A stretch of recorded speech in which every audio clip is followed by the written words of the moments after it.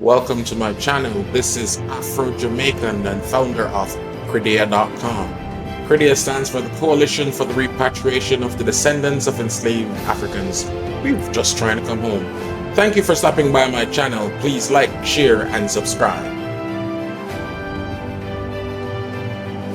Welcome everybody, welcome back. Good morning, good evening, good night, wherever you are in the world. I appreciate you joining us. You have a choice every time you're on YouTube, so if you're here, I appreciate that you've taken your time out to pay attention to my little movie channel that's just growing. With me today, we have a very, very special guest. Her name is Sarah. I'm going to let Sarah introduce herself, and I have a bunch of questions for her. She's from Uganda, and she's here living in Toronto. Yeah, my name is Sarah Piath. I live here in Toronto. I'm 24 and I'm Ugandan and South Sudanese. Okay, it's Ugandan and South Sudanese. Came there in 2000, early 2000, 1999, around there. Came and settled. I was born in Uganda and the rest of my siblings.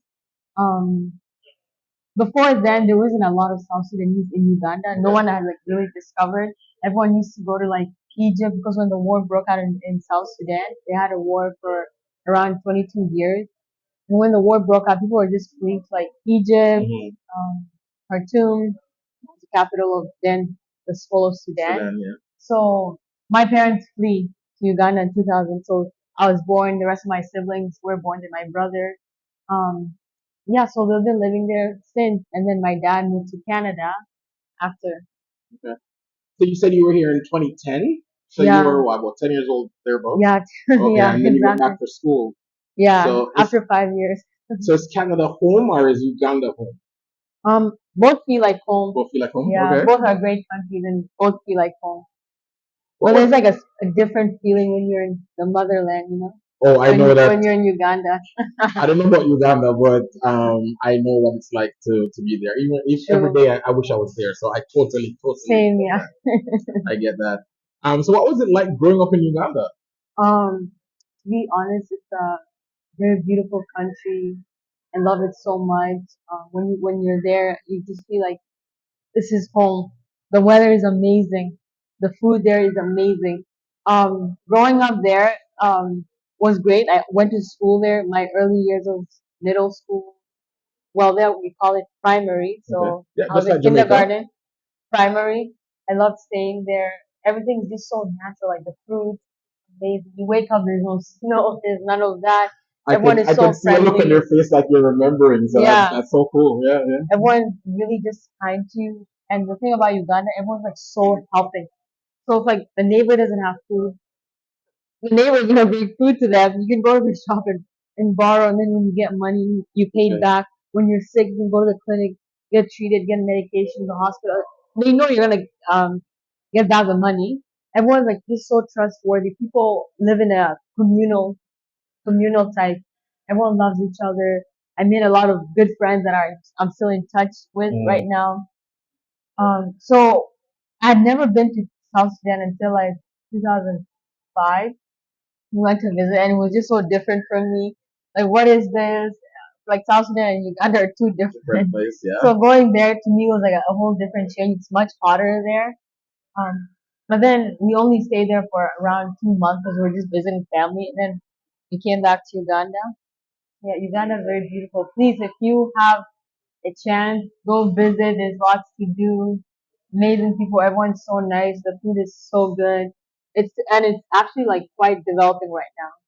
Yeah, I follow Kenganda channel. I don't know if you watch them. Who's that? Kenganda. They're based in Kampala. Oh, okay. Yeah, an American fellow pretty big channel actually. He has two channels. He has the Pan African dating show, which is a riot, but then he has I think I've seen that.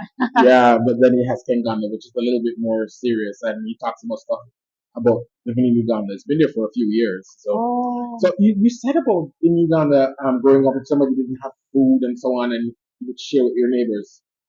What about your experiences here in Canada? Because I know that doesn't happen here. So here it's totally different. Everyone's like in their home. People just see and they smile. Like no one's really that close. Everyone's just busy here, up on the go, you know. Or everyone's always busy. You see someone, hi, everyone's always indoors. You never see people. Well, It's totally summertime you might different. see people in summertime. Yeah. Yeah, wintertime. But it's not that like it's not that close. Like no one. I mean, people help each other here. They all do all the time, but not as like back home. It's not the same. It's not the a, same. yeah, it's not the same. So when you try and go back to when you came to Canada first in 2010, what was your first impression of it like? Wow. So when we came here, we were a bit sad. We were crying that we were leaving our friends and family back home. We're missing. We're like, oh no, we're gonna miss the food, the environment, because we heard that we're going to a very cold place. But then our families are like, you guys are going there to study. As long as you go there and study, if you're done, you can always come back here and contribute whatever you learn from abroad and like bring it back home. So we're like, okay, yeah, well, we're gonna do that. But still, it was very emotional. And when we got here, the first thing that was so different to us was the weather. We came here in December. Oh, Yeah, that's brutal. brutal. We saw the snow and we picked it up and we're just like, what is this? Like with our hand, it was very interesting, picking up the snow and touching it. It was so different. We had never seen something like that. Then when we go to school, it was a bit challenging when we were in school because people in the school, I guess, weren't used to seeing people like us. Of course they heard of Africa, but like we had like a different skin tone. We're a bit darker than everyone else. So I feel like they were shocked. That maybe some of them had never heard of Uganda. It was a bit hard to fit in. You have an accent. You look different than everyone else. Everyone's making fun of you. So Oh, we felt very very shocked. We couldn't believe it, and we'd come home and be like, "Oh my God, Dad, we don't want to go back to school. People are so mean." They weren't really as welcoming. In school, teachers were very nice. Like they were fascinated that we're coming from Africa, but the students, of course, were so mean. So what we realized, we thought that people are just mean here, and the cultural differences was totally different from us. We And weren't that was used going to to be my that. next question is like, what was the culture shock like? But you're talking about school, and I'm hoping it's different now. My daughter, she she goes to a French school, and I said, what's the makeup like? And she goes, oh, most people are from Africa. And so all her friends are African, and it doesn't seem to be too much of an issue now. But I've seen other people doing interviews saying when they've just come to school here or in the States or in the UK, it can be extremely challenging. Yeah, yeah, So I very can only different. imagine what that must have been like. Brutal. As an adult, do you still find that? Not really, because I guess now there's more people like us coming into the country. They're now getting used to seeing different people Or now. people just don't say anything? You're right. You could be, yeah. I They think keep it, but they don't want to tell you now. Because now if you say something, they take it very serious. yes, So I think people are yes, more reserved. But of yes. course, they know they want to say, but they don't want to say. They're hiding it within. But if they still get an opportunity, I'm pretty sure They will. they would do the same thing they did to us. I speak to a lot of kids from my community. They tell me the same experience. Like, It's still happening now. yes, I met Oh a wow. girl from church, from Uganda too. She's a very pretty girl. She's dark skinned, like me. And her brother was telling me she gets made fun of at school every time, and it's now she's like in grade 10. You know, it's funny. I grew up in Jamaica, and while we didn't have racism, we definitely had classism and definitely colorism. Oh Because yeah. even some of our music back when I was growing up, the thing was everybody wants a brownie, which is a mixed race person or light skin. And I must have always been the odd man out because all my girlfriends have been pretty much your complexion. My wife is like lighter toned than you, Yeah, yeah. but it's just always to me a fascination. I even joke to my wife, I go, my next wife is gonna be South Sudanese or Ugandan. No, but I hope it gets better because I see the trend where people are feeling a lot more comfortable in their skin. In Jamaica, bleaching is now looked on as a bad thing. When I was growing up, it was like a good thing to bleach and blacken your skin. Now people are looking at it as no, what's wrong with your head? Why are you doing this? So hopefully, as we progress, it gets better for us. Hopefully. Yeah, I think it's getting better So, with time. um, you applied to be Miss Uganda? Yeah, Tell me about that.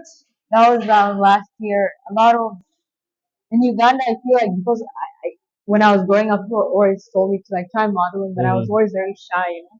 So and I was scared of my parents. My dad would be like, "No, you can't do that. That's you have to just go to school and study. You can't do anything that's like fashion or Mm-hmm. music or acting, whatever." They to them they look at it as not a good thing, you know.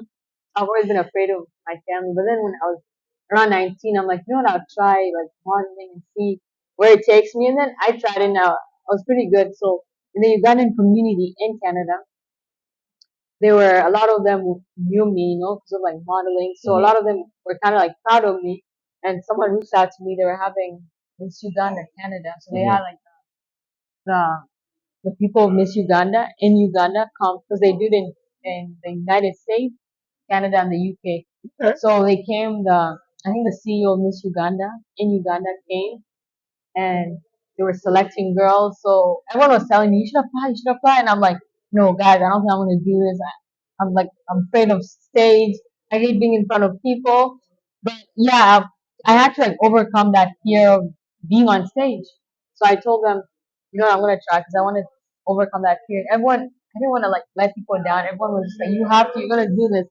So I did it and I was trying to get votes and you know, it was a good week to be with that the CEO because she taught us a lot about Mm-hmm. confidence, how to walk and those things I applied in my daily life. A lot of things I learned from the Miss Uganda Still training use it camp. today. Yeah, still use it today. And even though I didn't win, I came in second place, but like I picked up a lot from the It was a CEO good of Miss Uganda. It experience. was a great experience. A lot of people voted for me the day of the day of the contest, everyone was showed up. You know, there was artists.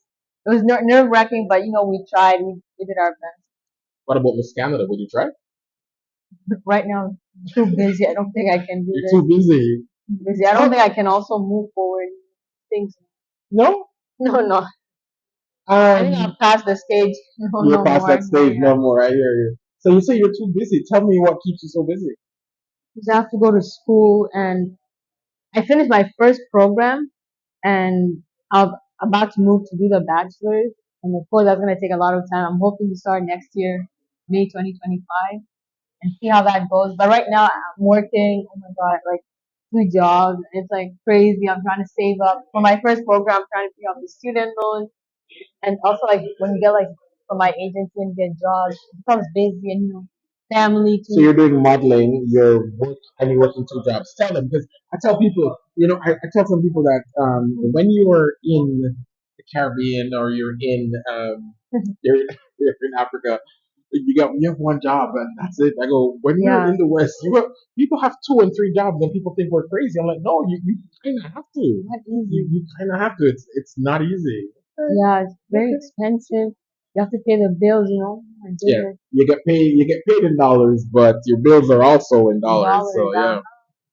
People don't understand that. I know a lot of people, especially people in the Ugandan community, what they do, they work hard. They go spend their December in Uganda to spend the money. They go to the top restaurant, top everything. That's what I'm like. Okay, you know, I agree with them. They have to enjoy their Yes. life, you know. I mean, Life I is would do short. that too. Life is short. No, no, no. Life I'm is all for short. that. I went several years without a vacation. I mean, a good 10 years Mm. without a vacation because I never saw my dad taking vacations in Jamaica. When my dad retired, I at one point I think he was home for like 2 years, still getting paid because he never took vacation. So Mm. I kind of was had that in me, but I had to break out of that. I'm like, no, no, no, no. Not I'm you. taking my vacation, and when I'm done working, I'm going home. But it's very easy and I Yeah. know I think it's an African thing and a West Indian thing. We're the same people, Of and I think course, it's yeah. something in us where we're forced to work hard. It's something hardwired in us, and Yeah. I'm realizing, no, no, no, no. You need to enjoy life too. So, listen, do your thing. School is only what 4 years, 4 or 5 years. Yeah. Do you know what major you're going to be doing? Um. So my first program, I did like dental tech. So Hmm. I'm in the dental field right now as I work.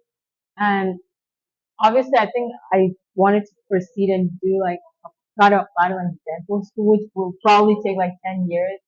And I'm still thinking that's about it. money. That's It's a lot of crazy money. money here. A lot of money. You must have a lot of Crazy money here. successful, well, rich parents or a lot of savings. And also apart from that, like getting to the dental school is very competitive because we have domestic students and people coming from international. It's so competitive. I know a lot of dental students who have to move to, like Australia or like the US. Or do school somewhere else. Yeah, I mean their parents like have the money, so it's okay for them. But again, and I'm like, I've always wanted to do anything in the medical field or in the health field. So I'm probably gonna do the nursing program and do like practitioner after. It's only 1 year after the 4 year program. See where this will take me.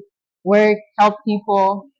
Not as much money as a dentist, but you'll definitely, Yeah, it's a good salary. Nurses here make good money. So, and if it's something you do, the only thing I can tell you, I think you said you were 24. yeah. You're still very, very young.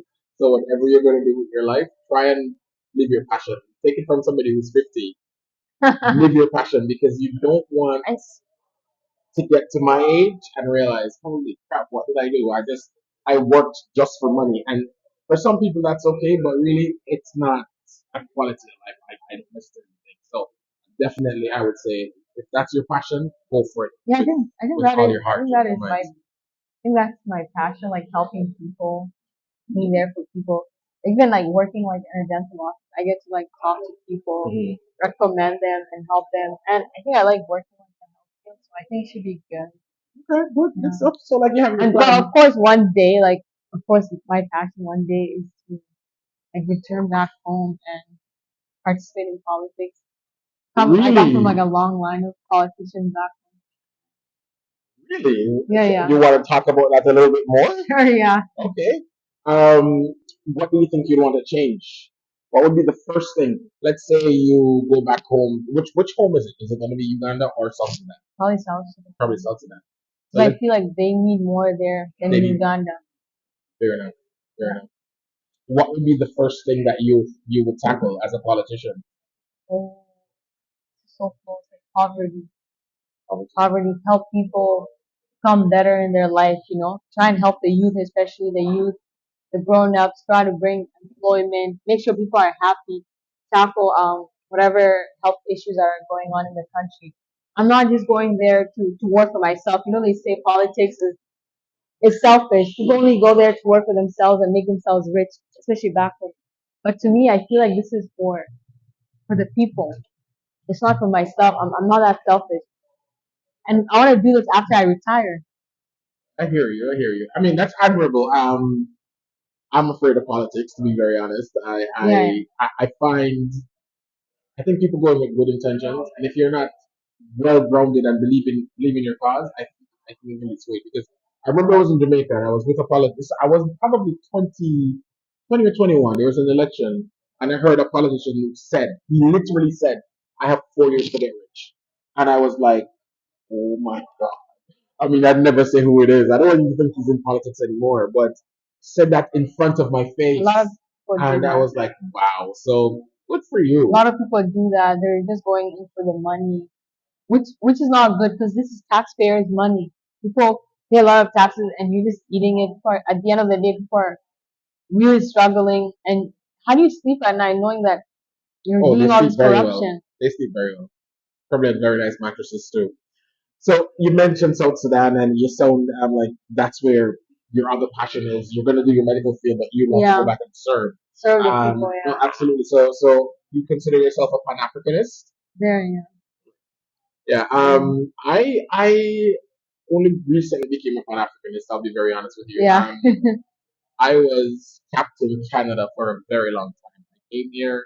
I did everything I was told to do to be successful. Yeah. And as I tell everybody, you will be reminded you're black. I don't care what everybody This says how is great true. Yeah. Canada is. The day's gonna come when they're gonna remind you that none of what you've done makes any difference. Okay. This is true. So, and I think for me, that's when, and I realize these aren't my people. I will never be one of them. So I went to Africa and I found my people and I found my cause. And the cause is the repatriation of descendants of enslaved Africans, where we from the Caribbean, and well, not all of us, only some of us, we really want to reconnect with Africa, but it's so hard.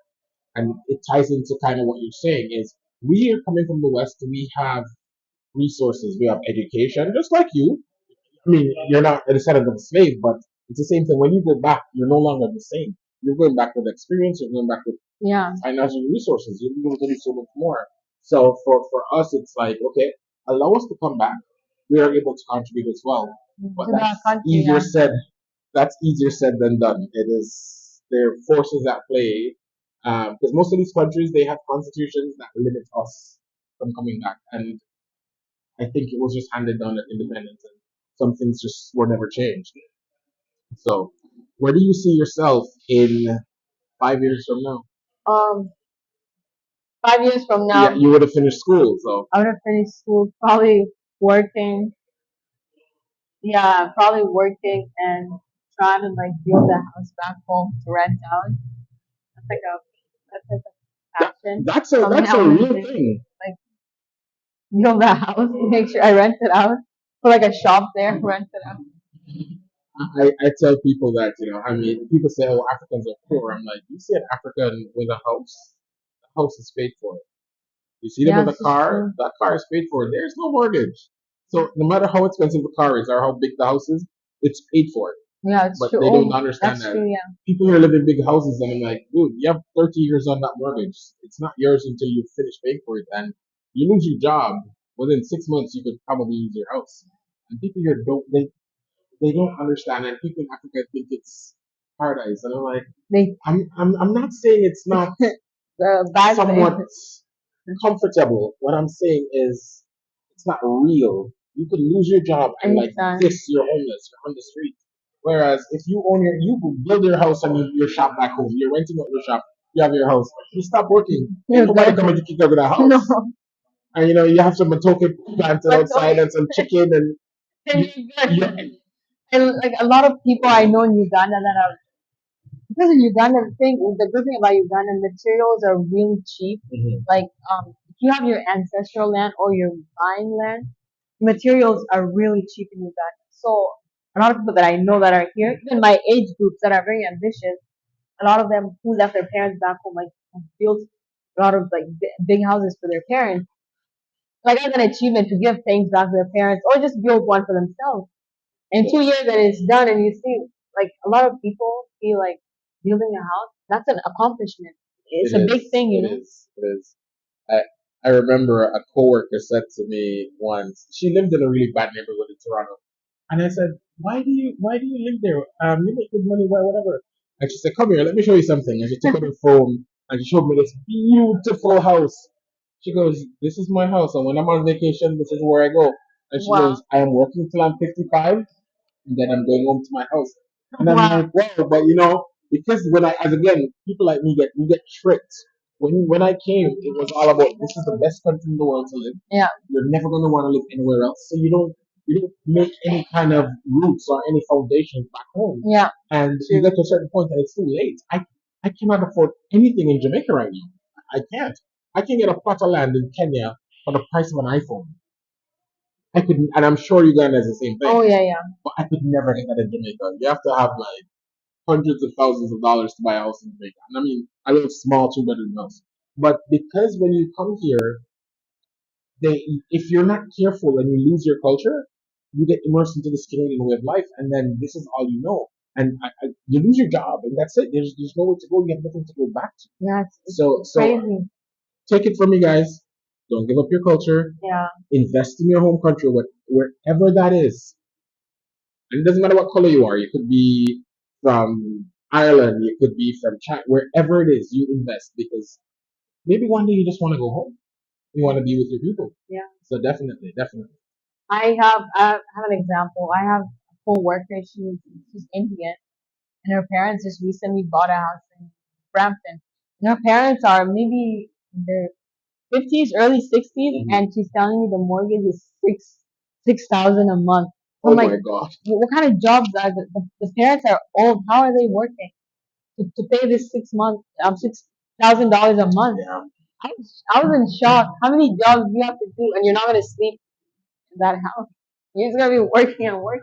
Yeah, it's even rent. Rent here It's is crazy. crazy. I couldn't believe it. It's crazy. That's why I'm thinking if I was earning good money in Uganda, I would be there right now. I would be there right now. I tell people that too. I go, if you have a decent job back home, you own your land, you own your house, do not come here. Or if you're going to come here, be very strategic about it. Come here for no longer than 5 years. Live in the worst place, the cheapest place you can find. Save all your money. Work 3, 4 jobs and get the hell out. Do not take citizenship. Keep your PR. Work and leave. Because Canada is not as bad as the States, but there are taxes that you're going to pay if when you become a Canadian or an American. Oh, That even if you leave the country, you still got to pay. So, oh really? I didn't know that. listen, girl, listen. I help people acquire land in Kenya, and this guy I was talking to, he goes, yeah, they were asking me for my social insurance number for the states, and I'm like, yeah, they're going to ask me because, like me, I'm a Canadian. I have to give them my social insurance number because they're going to report back to Revenue Canada that hey, this person is making money in Kenya. I have to make sure my taxes are right. But I'm like, if you're from the Caribbean, and have a Caribbean passport, a lot of those countries don't tax you if you don't live there. So if you're gonna do business anywhere else in the world, you use your local passport, meaning from where you're from, to do business. And I mean, find ways to reduce the amount of tax you pay. Not, I'm not saying you pay tax; that is illegal. But Yeah, find ways to minimize your tax, and there are ways around it. Absolutely. So definitely keep your Ugandan passport 100%. it's interesting. Do you have any questions for me? So yeah, one question. Actually, two. What prompted you to become a Pan African? I told Being you from the Caribbean. they well most Jamaicans, maybe not most, a significant amount of Jamaicans are very much in tune with their Africanness, very much so. I mean, reggae music came from Jamaica. Bob Marley, Peter Touch. There's a group that called Black Uhuru. Several other entertainers that were very much they were Africans. My dad was probably the number one Pan African, and there are things that he would tell me as a kid growing up that didn't even come back to my life until 2020 when everything for me kind of changed. And I was like, wow, this my dad was a little revolutionary Pan Africanist. Yeah, And the thing is that I realize until Africa is respected, black people around the world will never be respected. that's true. They won't be, right? Say what you want about Chinese people. Don't mess with a Chinese person or mess with a bunch of Chinese people because they have a country that is serious. Russia Yeah, is the same. that is true. Israel is the same. You don't mess with these people. But as Africans, we get treated the worst Yeah, in every country that we are. We are at the bottom of the list. And this that's is only because our continent or our home countries are not powerful. that's true. Yeah. So if and the only way we can become powerful is if enough of us come Right. together. Yeah, Not the entire continent doesn't need to come together, but if some. enough of us come together, really, especially sub-Saharan Africa, really come together and operate as one unit, we are unstoppable. Because I'll give an example. Let's say Uganda is building hospitals and wants MRI machines, and you're going to negotiate with a I don't know Philips or whatever other company makes them, and you're going as one country. Think about how much pressure you could put down if you're buying them as East African blocks. So that's what Rwanda, Burundi, Tanzania, South Sudan, Somalia. If all of those people are going to buy from, then you'll get a better deal. And that's just, I mean, very simple way of putting it. But if we operate as one unit, we can demand more from people. But we don't do that. Yeah, We don't. And we do individual deals, and people take disadvantage of us. And we also have to remember, because we were colonized and because of the religion, we genuflect to Europeans. And that means we don't stand up to them most of the time. most of the time. Yeah, We don't. And it's nothing that I'm saying that we're weak or anything. It's just, it's been conditioned so much that we don't. So if you're going to have a leader that's going to go and negotiate a deal with a European counterpart, and his mind thinks European, I can't see him making the best deal possible for his African country. He's not thinking like an African. Yeah. So that's part of my passion. Yeah. Recently, I've been seeing some videos or like a few leaders rising up, and the way these people are really speaking up makes me really happy. I hope this continues. This is with, I think his name is Ibrahim. Ibrahim Traore from Burkina Faso. I like some of his comments. Me too. I wish him the best. I wish him well. But I remember Patrice Lumumba. I remember what's the other gentleman's name from Burkina Faso as well, Thabo Sankara.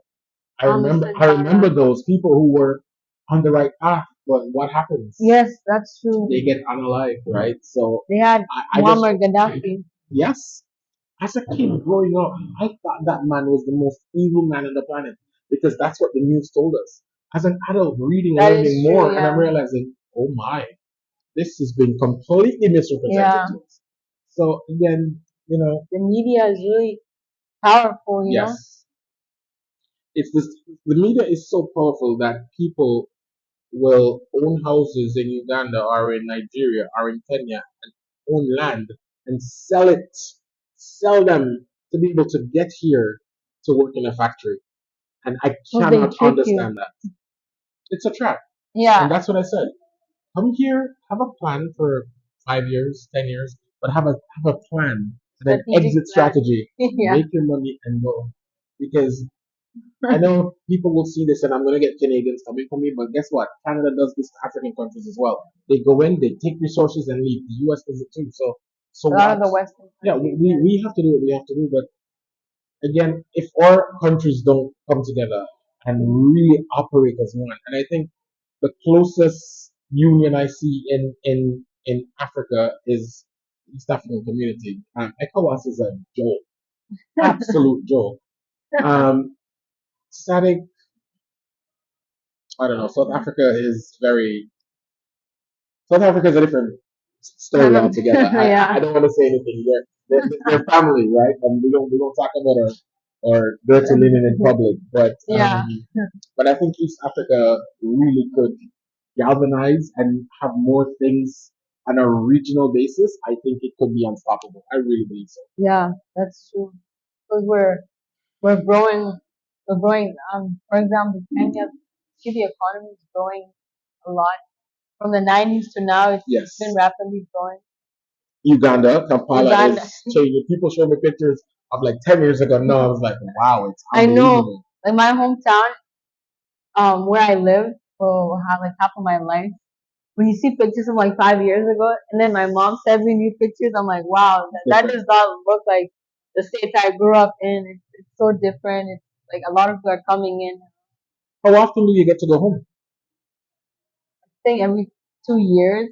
Honestly, the ticket is so expensive. I'm gonna reduce every year. Every year. I was looking. I don't. I'm gonna ask you this question because maybe it's different for you. For me, since I've been to Africa and I come back, I get depressed very quickly. Being here, very, very depressed. And I want to go back. I want to go back. So I'm looking at flights to go back. And the cheapest flight I see to Nairobi is $1,900. Wow. Yes. The cheapest. Because I'd fly Ethiopian Airlines from here to Addis and then Addis there. To go to the States is cheaper, but it's the potential for being a nightmare is there. So yeah, do you get depressed? Yeah, sometimes? I do. Yeah, I do. Like I feel very homesick. Yeah. So whenever I'm homesick, I try to watch videos of back home. I try to see what people are up to back home, like the YouTubers back home, the politicians. Also, just doesn't the video make it worse though? It does. Yeah, it does. My wife would say to me, okay, so I see I thought something was wrong with me. So you cry too. Yeah, no. Yeah. It's depressing. It's hard. You're like, you want to go back. And you see the food too, and you're like, oh my goodness. Like, I miss the food. I want that food. I didn't really experience the food that much. I mean, I ate at restaurants and so on. I did try this thing called mokimo, and I don't know if they have it in Uganda. Basically, it's like it's corn, potato, the leaf of the pumpkin smashed together in like it's almost like mashed potatoes, but it's not. Matoke? No, it's called mokimo. Maybe it's a Kenyan thing and it's not a name. I know matoke is banana. Yeah, and like they kind of like mashed potatoes too. You know, I've never tried. So I've never good. tried that. I'm gonna definitely take a look at that. There is a store I go to. I don't know. They might have one in your community. It's You called should come to this Ugandan exhibition. They'll probably have like people cooking that food. When is it? It's in November 30th. Please keep me informed. And I'll let you know. And I'm gonna do my best to come to that other event on the 31st. First, yeah. On the 31st, I don't have dress up clothes, so that's the thing. And it's was it all black? I think. I think just any form, like what you're wearing is basically you can wear that. I think it was all black, but No, I don't think they had. I guess. but yeah, any Ugandan events that's happening, please Yeah, I'll let let me you know. know. I'd love to be there. This one's very. It's on the 31st. You can meet the organizers. I think the conference is called African Descent Organization. It's a good. We usually have speakers from like all over. You can actually come and speak because they usually look for speakers from different parts of the world to come speak. I know what I inspire speak us. at. The only thing I'm gonna want is people to speak to their elected officials to say, hey, allow these people to come back. And I was on I called into this Kenyan YouTuber show last night, and I think the politician might have misunderstood me, and he thought I was saying we're just gonna come broke. I'm like, dude, no, no, no. But I don't think I said I'm Jamaican, so maybe he thought I was coming directly from Jamaica. I don't know. I'm like, oh, dude, relax. We're coming to different businesses. It's just that the money that you guys are asking for It's too is the much. same amount of money. So if a multinational is gonna go to do business in Kenya, the money they're asking them for is the same amount of money that I would have to pay, and I don't think it's right. Yeah, it's a bit unfair. I think I'm African. I think these people have made money off us. For so long. There should be something for us to come back. I'm not saying they shouldn't have a minimum financial obligation you have to meet. I'm not saying that at all because you don't want people coming here broke. But it shouldn't be 100,000 US dollars. It just shouldn't. Kenya is actually the cheapest. Zimbabwe is 125. South Africa is 500,000. So $500,000. yes. So who really? Me? Maybe you have 500,000. I definitely do not. So yeah. No, not now. So do you want to share your socials on? Sure, yeah. Yeah, go ahead. So you guys can my Instagram is Sarah Piath. You know how to spell that? Sarah with an H, and then Piath is Piath. On TikTok, it's Sarah Piath, Queen of the East, the same thing. And I'll make sure it's linked in the description below as Go and well. follow and share your stories with me. Yeah. Anything else? Yeah, to all the people in the diaspora, all the people of African descent, no matter where you live, whether you're Afro-Caribbean, Afro-Latin America, from Colombia, please, whenever you get a chance, always time to visit back home. All of us, before we became Colombian or Jamaican or Trini, we're at one point from Africa. That's our motherland. You have to go visit. I know the media puts a lot of like bad stuff about Africa. All they put out is poverty, but there's a lot they're hiding. There's much more to that. There's happiness, there's joy, there's great places in Africa that you could go visit and live and be happy. So please come visit us and be nice to each other. Peace out. Guys, thanks for watching. Remember to like, share, and subscribe, and I'll catch you in the next one. Peace.